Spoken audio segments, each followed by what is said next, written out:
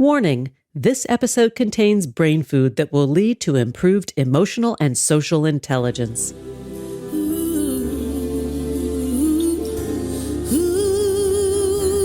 Thanks for tuning in to Harvesting Happiness today for a healthy serving of consciously prepared brain food.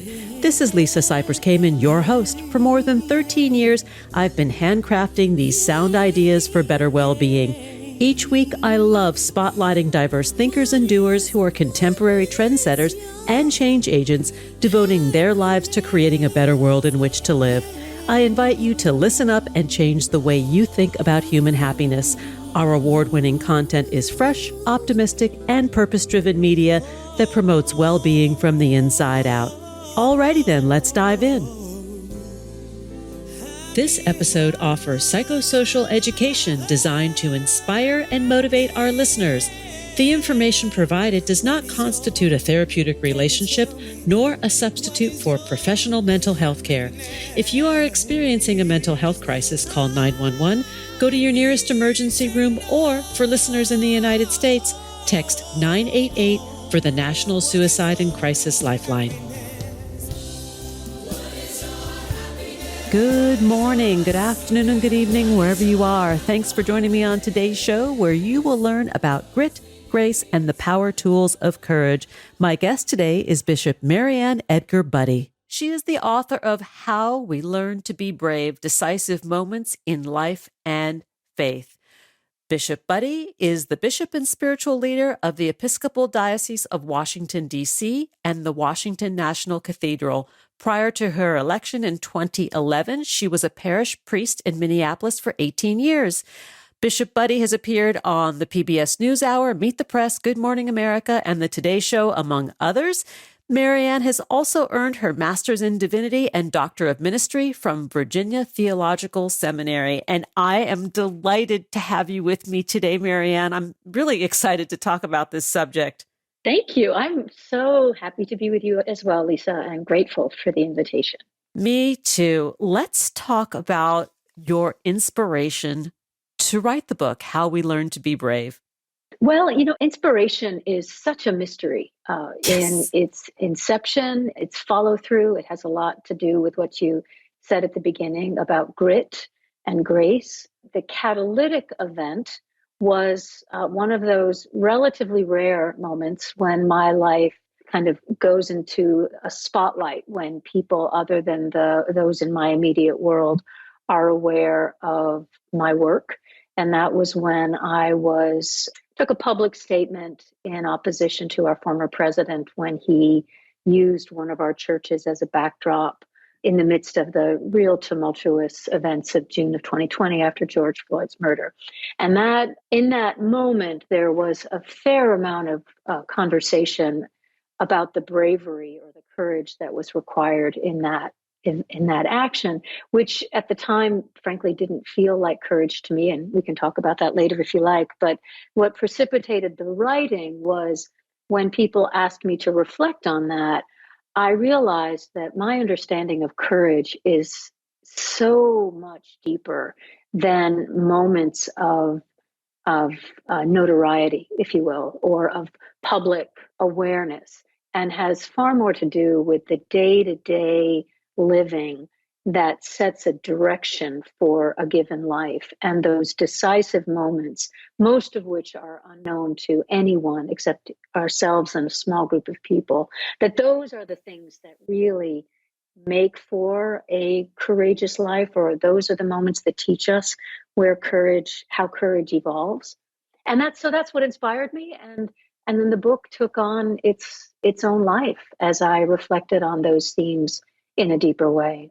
And how would you describe the knowing that is required to help with the deciding, as you call it, to go, to say, to stay, to start, to stop, whatnot?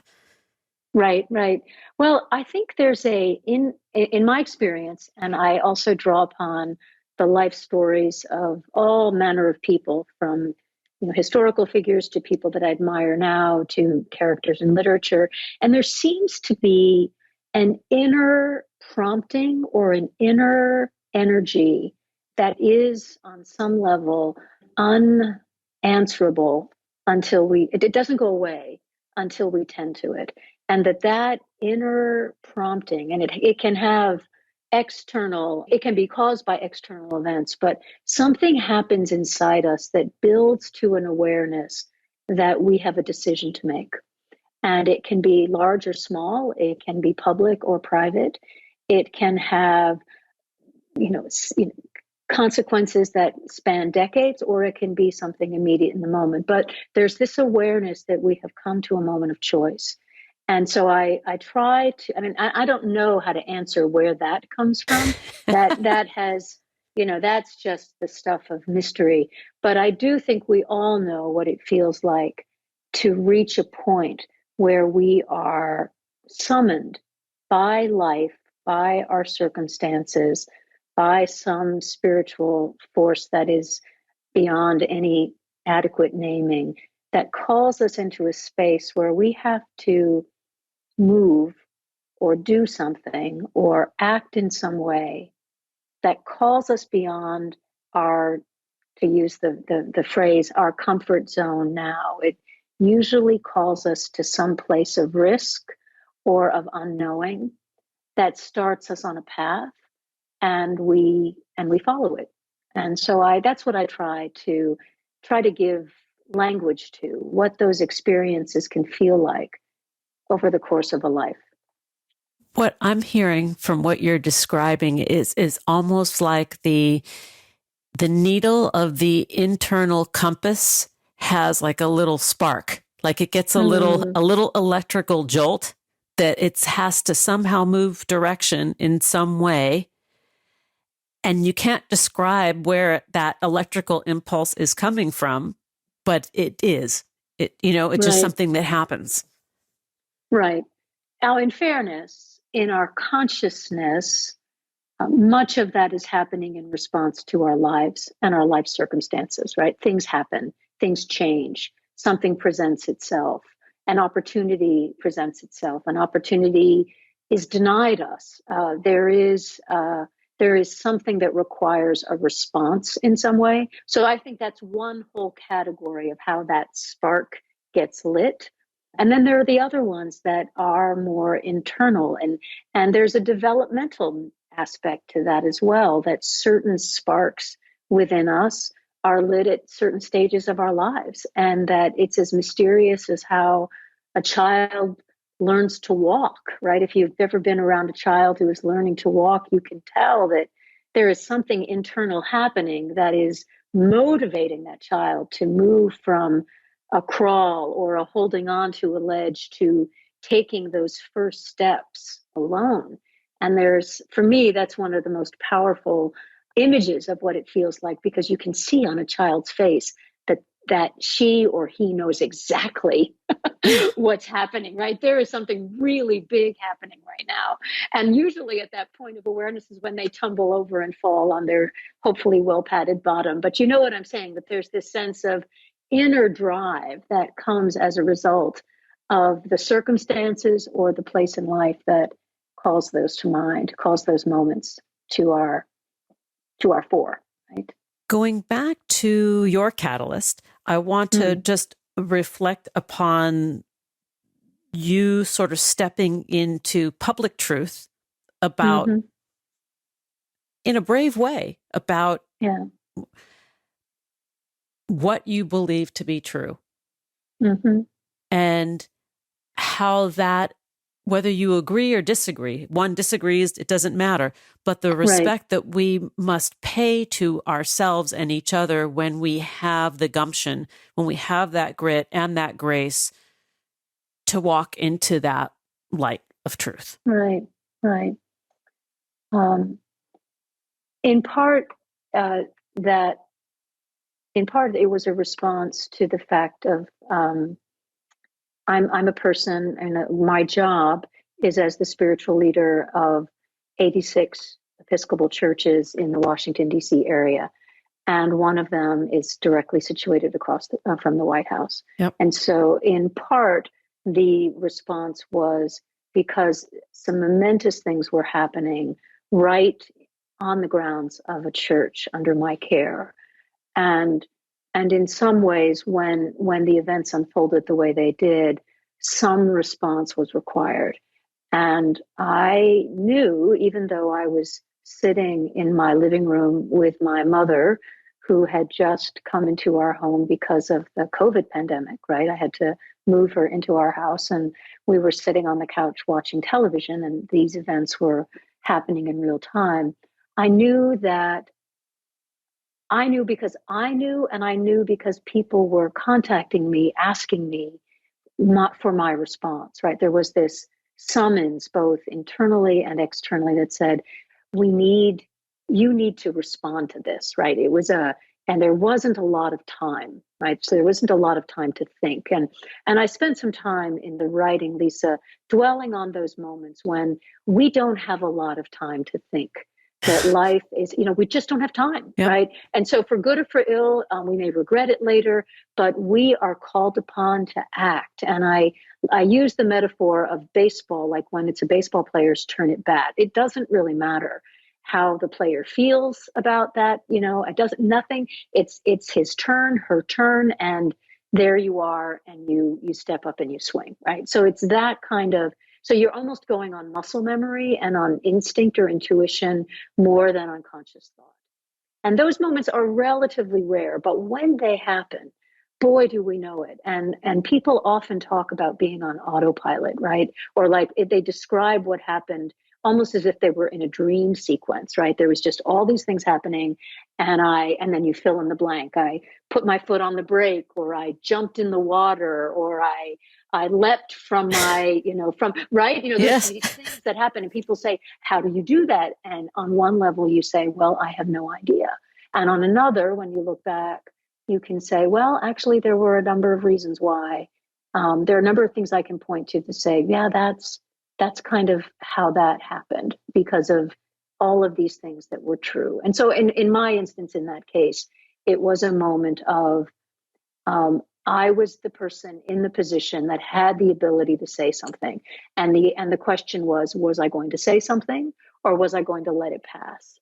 And I made the decision that one of our churches and the sacred texts of our tradition could not be used in the way that the former president chose to use them without evoking some response on our part, right? It was in my, again, I understand people might disagree, but in my sense, it was a violation of it was taking on and assuming the mantle of our tradition to justify a political position. And I had to say, no, that's not what that's for. And also there was a lot of suffering happening in that moment. Yes. And we wanted to be known to being on the side of compassion and solidarity. So that was that. And so if you want to ask me more about that, that's fine. But that's kind of how that came down. Well, and what's coming to mind as you're describing that moment in time is, the world was watching. It wasn't just your group of churches, the 86, right. Churches that Mm-hmm. you were the steward, caretaker, overseer, safeguard for. It was the world was watching this unfold, and somebody had to be the adult and stand up for what was right. Right. And that was you. That was your moment. And you know how rare that is, right? Yes. I mean, how many times do any of us step into that space, do what's right, and absolutely no one is watching, right? Yeah. It's not. And so if on some level, if the motivation is to have the world watch, we become very desperate people looking for the limelight. So that's not the point at all. And one of the things that I think anyone has to learn who has any public life at all is that what matters most in our work is integrity over days of no drama, right? When we can still be counted on to show up and do what's right, even when no one's watching, right? When the microphones go away, when the cameras are gone, are you still going to be there? Are you still going to be in the cause, working for the cause that moment represents? And that's a larger issue for us in a culture that is accustomed to moments that can be curated on video or through social media. Well, it was the flip side of the same coin. Your response to the attention-seeking behaviors was the medicine. Right. For us, for the average person. For many. Yes, for many. We need to take a break. When we come back, we will continue the conversation with my guest today, Bishop Mariann Edgar Budde. We're talking about her book, How We Learn to Be Brave, Decisive Moments in Life and Faith. To learn more, please go to edow.org. Under the About section, you can look up Bishop Mariann.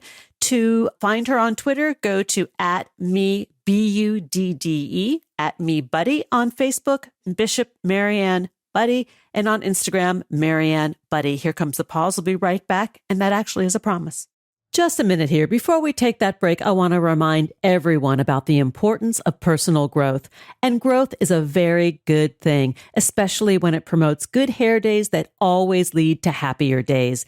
And one of the ways I continue to grow is with Nutrafol, the #1 dermatologist recommended hair growth supplement that's clinically shown to improve visible thickness and strength. Did you know that nearly 50% of all women are or will be impacted by weakened or thinning hair? If you're among them like me, you're not alone, and there is a solution that you can trust to deliver great results.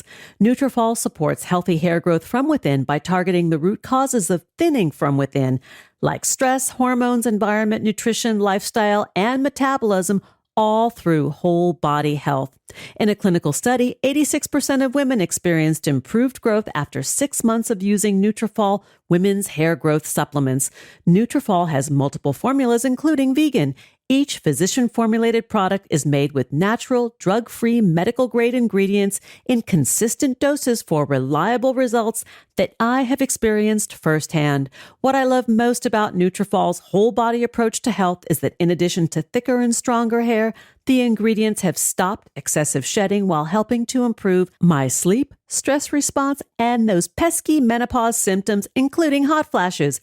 No matter your lifestyle or stage of life, Nutrafol is here to help you keep growing by improving your whole body health. Visit Nutrafol.com and take their hair wellness quiz for a personalized plan that targets better hair growth through a whole body health approach.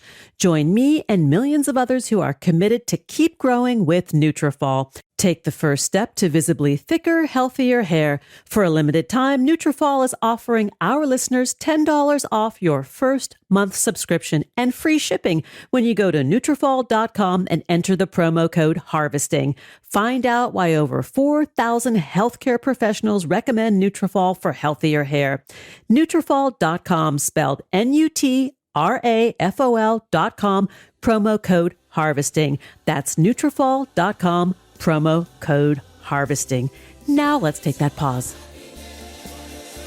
Each day we have the intellectual freedom to be happy or the liberty to be miserable, regardless of external circumstance.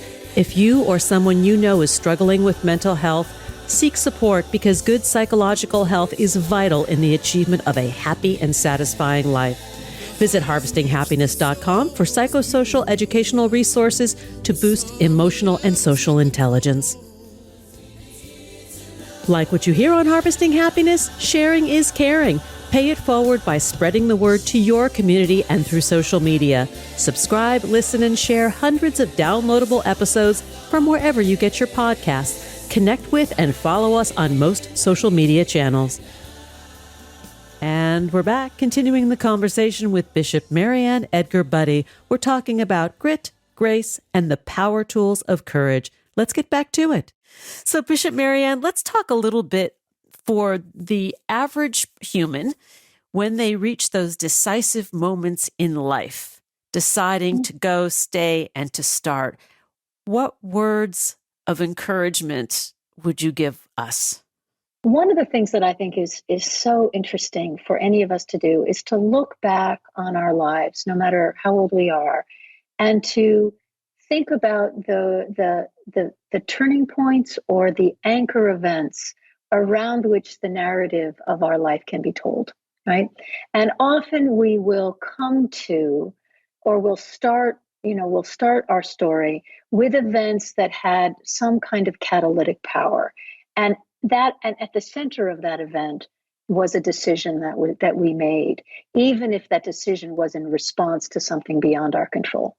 And so, for example, as you said just now, one of the more decisive moments in every human being's life are those time, or is the time, and there's usually many over the course of decades, when we come to the realization that it is time for us to leave where we are, physical, spiritual, relational, and go somewhere else.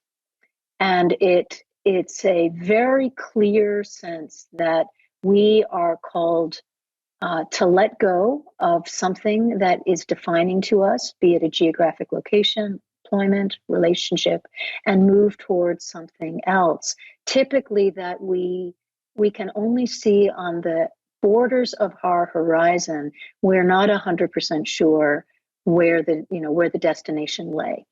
And that's certainly true in all the great spiritual traditions have at their core some kind of journey that our forebears were summoned to take. It's also the stuff of every great novel, every great movie, coming of age stories, the heroic path as laid out in mythology and in some of the great sagas of humankind. And so I like to think of that as probably the archetype or the one that comes to mind most readily for us. And how does that happen? So that's one really big one, very developmentally appropriate as we emerge from adolescence into adulthood, but it can happen several times across a lifetime. There's always loss involved. There's always a rearranging of social relationships and a formation of new community. So that's one. On the other end of the spectrum is the same sense of decision and sense of urgency around decision, but the decision is the exact opposite, and that is in response to all kinds of impulses that might be encouraging us to go. We actually sense that the true call is to stay where we are and go deeper, to persevere in relationship, to find our identity and new sense of call and life right where we are in the neighborhoods we're in, rather than the ones we are drawn to. Do you hear what I'm saying? That sense of like, I'm going to stick this out. I'm not going to leave. I'm going to stay here. Similarly, there is that sense that all of us have had in one form or another when we realize that we see a goal in the distant horizon, and we feel called to start moving toward it with full awareness that getting from where we are to what that goal is going to take a very long time and require lots of steps along the way. The more obvious being when any of us decide to undertake a long course of study that will lead to a profession, say. And I write of one woman who, as a young mother of 3, decided that she was going to at last pursue her dream of becoming a nurse. But that meant for her going back to remedial courses in college at night for 4 or 5 years while her kids were in school, then enrolling in nursing school, then getting her first job. Here, what I'm saying is like it took her a decade to reach that goal. But at one moment when she was caring for her 3rd child, the dream came to her with such force that she knew she was going to start walking toward it. So those are 3 of the, I think there are 7 that I write of in the book, but just to get a sense of the universality of them. But the thread line or the through line is, I'm thinking of Joseph Campbell's work and the call to adventure, right? The catalyst for this being called to answer the call, go through the threshold into the unknown, to embark on this journey that will have its ups and downs and adventures. It's required for the development of the story or for us as a human being. Mm-hmm. Yeah, we're wired for this in some very real way, and there are occasions, tragically, when those journeys are thwarted by circumstances beyond our control. There are lives that feel no sense of urgency around that because of the way, and those just seem to me like this one of the greatest tragedies of the human life is when people aren't able to experience that because it is so innate to us. On the other hand, I write a chapter on accepting accepting things that we would never choose, and through accepting them, help make them part of our destiny, right? So that is in some ways to say, life throws us curveballs all the time, and crises and tragedies happen all around us, and sometimes they happen to us. And what do we do in response to them?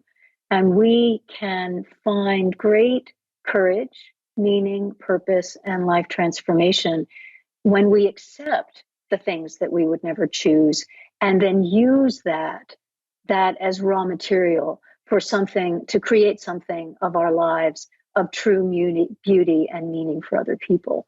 And it's a hard choice, and we wouldn't wish it on anyone that we love. But it's also inspiring to see how that can unfold in other people, and also certainly for ourselves. And that is bravery when we're Huge. able to do that. Huge bravery. That's Huge. Extraordinary bravery, actually, I think. It is. And it's and it can be so empowering in the sense that it allows a kind of freedom to say, we aren't dependent on everything going our way for us to live courageous, meaningful lives, or happy lives, right? That we are not bound by our circumstances, as powerful as they are. That there is a driving energy of life. There's a life force within us that will find its expression, and part of our life's work is to answer that, to respond to that life force and live it.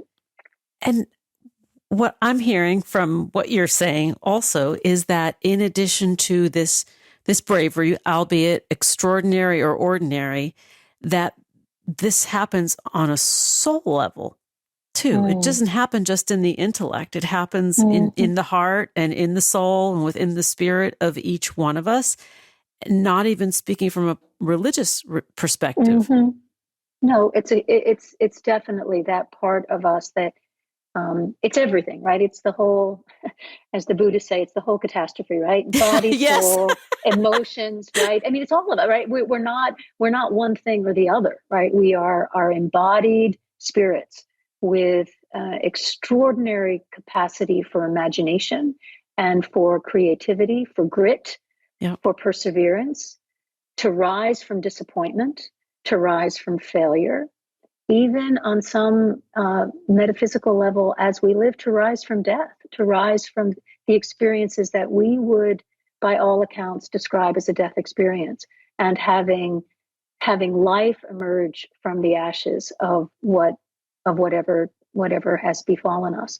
That is the miracle and the genius of the human species, and to be able to fully realize that, or even partially realize that in the course of our lives, is what makes this adventure, to use your word there, both universal and very particular, right? Because we get to live our lives, right? We get to not each other's lives, not vicarious lives, but the life that we alone can live. I don't think I can say anything beyond what you've just said, because that was like put a fine point on it, you know? And it's for all of us. There's no exclusion to this club. It's not just for the select. We can all do this, and we can all live lives of deep purpose and joy with the raw materials that are given to us, and the ways that our creative energies and that mystical energy upon which we all depend helps create a beautiful and courageous life. And when we think about the fear that is pervasive and lives in society today, the antidote is what you describe, right? The antidote is rising above the fear with this bravery and courage and grit and grace in the toolbox to go out and live this life. Yeah. And one step at a time, right? They're all small steps. Every once in a while, it feels like a huge leap, right? But it really is. That most of these steps, most of these decisions, most of these moments are small. but they build upon one another, and they move us into places where and opportunities for the sort of like I said, those moments that we would hang our life story on, right? But those moments are no more significant than all the moments that preceded and followed. Those are just the ones where the energies coalesced to bring about that change, right? Yeah. And then we must live with the implications of that, right? Which is living according to the moments that we've been given, which I think is which requires as much courage as anything else, because the emotionality of the drama of those moments will fade, and even our confidence in them will eventually fade. And then we have the daily task of reminding ourselves, no, this is who I am. This is what my life. This is part of what I'm meant to do and to be, even when it doesn't feel like even when it feels like it's, we're just slogging through. Like, even those moments, and maybe especially so, are the stuff of bravery and the stuff of courage. And the courage to just show up. To show up. Right. To show up and to acknowledge, like, okay, I don't feel very loving today, but I have chosen to love. I have chosen to love these people. I have chosen to love this family. I have chosen to love this community. And I believe that that's what I'm here to do. Or, fill in the blank, right? If you are in the work of social change, most social change happens beneath the surface. And only rarely does it come to the kind of consciousness that, shifts an entire society. None of that happens without generations of people just putting one foot in front of the other toward a dream that's been placed in their hearts. So continuing to show up. It's, yay us, for the ones who do, just when we show up and when we offer what we can and allow ourselves the freedom to be imperfect and to be fully human, so that when things don't go according to some idealized script, we don't fall flat on our face or pick up our toys and go home, but continue on.